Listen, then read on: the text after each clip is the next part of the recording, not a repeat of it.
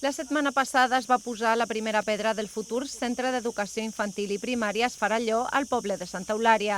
L'acte va comptar, entre altres, amb la presència de la presidenta del govern balear, Ana Marga Proens, el president del Consell, en Vicent Marí, i l'alcaldessa de Santa Eulària, Ana Carmen Ferrer, que van destacar davant representants de la comunitat educativa la importància que té que aquest centre es faci realitat.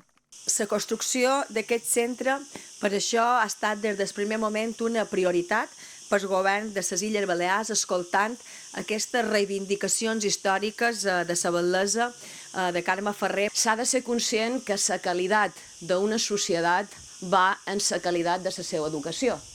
I la seva educació només es pot dar si hi ha unes infraestructures adequades. I aquest govern ho ha vist claríssimament. És una mostra de que les vostres reivindicacions s'escolten.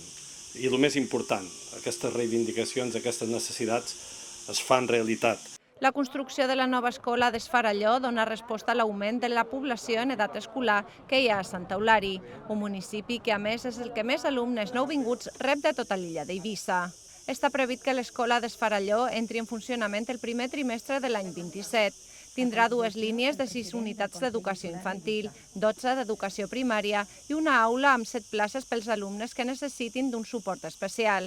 Això permetrà oferir un total de 457 places escolars. L'edifici, amb una superfície de més de 8.800 metres quadrats, tindrà una planta baixa i 2 pisos. La inversió prevista per la construcció del CEIP Esfaralló és de poc més de 9,5 milions d'euros.